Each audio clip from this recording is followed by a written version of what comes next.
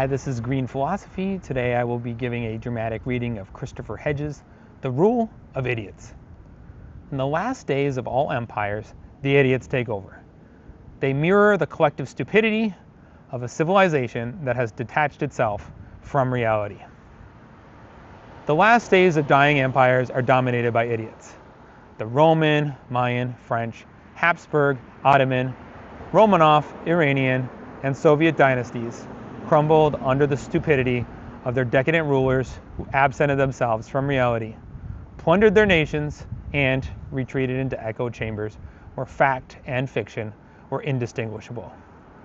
Donald Trump and the sycophantic buffoons in his administration are updated versions of the Roman Emperor Nero, who allocated vast state expenditures to attain magical powers, the Roman Emperor Qin Shi Huang, who funded repeated expeditions to a mythical island of immortals to bring back a potion that would give him eternal life, and a feckless czarist court that sat around reading tarot cards and attending seances as Russia was decimated by a war that consumed over 2 million lives as revolution brewed in the streets. In Hitler and the Germans, the political philosopher Erich Vogelin dismisses the idea that Hitler, gifted in oratory and political opportunism, but poorly educated and vulgar, mesmerized and seduced the German people.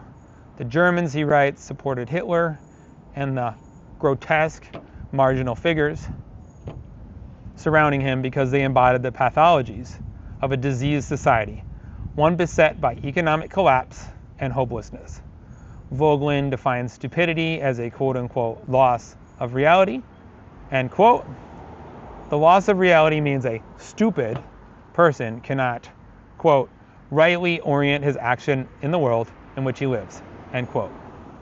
The demagogue, who is always an idiot, is not a freak or social mutation. The demagogue expresses the society's zeitgeist, its collective departure from a rational world of verifiable fact. These idiots who promise to recapture lost glory and power do not create. They only destroy. They accelerate the collapse. Limited in intellectual ability, lacking any moral compass, grossly incompetent, and filled with rage at established elites who they see as having slighted and rejected them. They remake the world into a playground for grifters, con artists, and megalomaniacs. They make war on universities, banish scientific research, peddle quack theories about vaccines as a pretext to expand mass surveillance and data sharing, strip legal residents of their rights, and empower armies of goons, which is what the U.S. Immigration and Customs Enforcement, ICE, has become, to spread fear and ensure passivity. Reality, whether the climate crisis or the immiseration of the working class, does not impinge on their fantasies. The worse it gets, the more idiotic they become. Hannah Arendt blames a society that willingly embraces radical evil on this collective thoughtlessness, end quote. Desperate to escape from the stagnation where they and their children are trapped, hopeless, and in despair, a betrayed population is conditioned to exploit everyone around them in a desperate scramble to advance. People are objects to be used, mirroring the cruelty inflicted by the ruling class. A society convulsed by disorder and chaos, as Vogelin points out, celebrates the morally degenerate, those who are cunning, manipulative, deceitful, and violent. In an open democratic society, these attributes are despised and criminalized. Those who exhibit them are condemned as stupid. A man or woman who behaves in this way, Vogelin notes, quote, will be socially boycotted, end quote. But the social, cultural, and moral norms in a diseased society are inverted. The attributes that sustain an open society, a concern for the common good, honesty, trust, and self-sacrifice, are ridiculed. They are detrimental to existence in a diseased society. When a society, as Plato notes, abandons the common good, it always unleashes amoral lusts, violence, greed, and sexual exploitations, and fosters magical thinking. The focus of Chris Hedges' book, Empire of Illusion, The End of Literacy, and the Triumph of Spectacle. The only thing these dying regimes do well is spectacle. These bread and circus acts, like Trump's $40 million army parade, to be held on his birthday on June 14th, keep a distressed population entertained.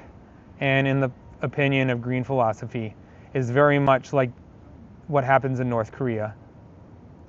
The Disneyfication of America, the land of eternally happy thoughts and positive attitudes, the land where everything is possible, is peddled to mask the cruelty of economic stagnation and social inequality. The population is conditioned by mass culture, dominated by sexual commodification, banal and mindless entertainment, and graphic depictions of violence, to blame itself for failure. Soren Kierkegaard, in The Present Age, warns that the modern states to eradicate conscience and shape and manipulate individuals into a pliable, indoctrinated public. This public is not real.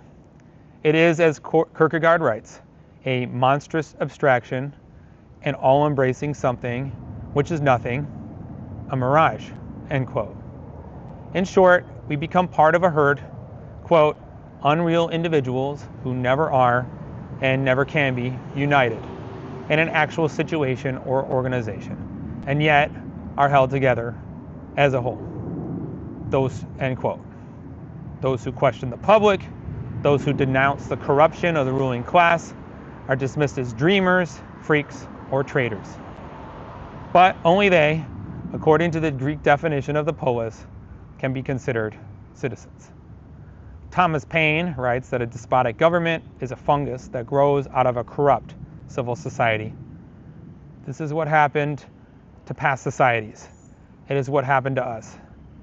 It is tempting to personalize the decay as if ridding ourselves of Trump will return us to sanity and sobriety.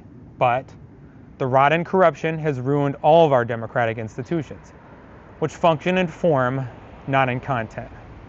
The consent of the governed is a cruel joke. Congress is a club on the take from billionaires and corporations. The courts are appendages of corporations and the rich. The press is an echo chamber of the elites, some of whom do not like Trump, but none of whom advocate the social and political reforms that could save us from despotism. It is about how we dress up despotism, not despotism itself.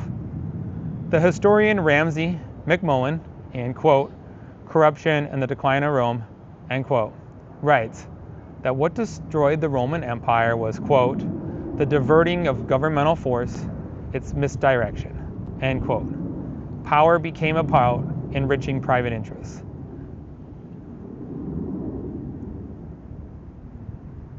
This misdirection renders government powerless, at least as an institution that can address the needs and protect the rights of the citizenry.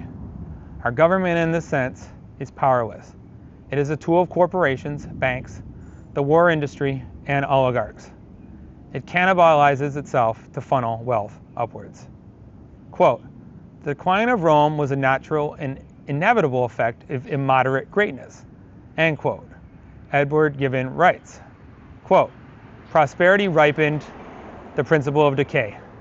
The cause of the destruction multiplied with the extent of conquest, and as soon as time or accident had removed the artificial supports, the stupendous fabric yielded to the pressure of its own weight. The story of the ruin is simple and obvious, and instead of inquiring why the Roman Empire was destroyed, we should rather be surprised that it had subsisted for so long, end quote. The Roman Emperor Commodus, like Trump, was entranced with his own vanity. He commissioned statues of himself as Hercules and had little interest in governance. He fancied himself a star of the arena, staging gladiatorial contests where he was crowned the victor and killing lions with a bow and arrow. The empire, he named Rome the Colonia Commodiana, colony of Commodus, was a vehicle to satiate his bottomless narcissism and lust for wealth. He sold public offices the way Trump sells pardons, and favors to those who invest in his cryptocurrencies or donate to his inauguration committee or presidential library. Finally, the emperor's advisors arranged to have him strangled to death in his bath by a professional wrestler after he announced that he would assume the consulship dressed as a gladiator. But his assassination did nothing to halt the decline. Commodus was replaced by the reformer Pertinax, who was assassinated 3 months later. The Praetorian Guards auctioned off the office of emperor. The next emperor, Didius Julianus, lasted 66 days. There would be 5 emperors in AD 193, the year after the assassination of Commodus. Like the late Roman Empire, our republic is dead. Our constitutional rights, due process, habeas corpus, privacy, freedom from exploitation, fair elections, and dissent have been taken from us by judicial and legislative fiat. These rights exist only in name. The vast disconnect between the purported values of our faux democracy and reality means our political discourse, the words we use to describe ourselves and our political system, are absurd. Walter Benjamin wrote in 1940, amid the rise of European fascism and looming World War. A Klee painting named Angelus Novus shows an angel looking, as though he is about to move away from something he is fixedly contemplating. His eyes are staring, his mouth is open, his wings are spread. This is how one pictures the angel of history. His face is turned towards the past. Where we perceive a chain of events, he sees one single catastrophe, which keeps piling wreckage upon wreckage and hurls it in front of his feet. The angel would like to stay, awaken the dead, and make whole what has been smashed. But a storm is blowing from paradise. It has got caught in his wings with such violence that the angel can no longer close them.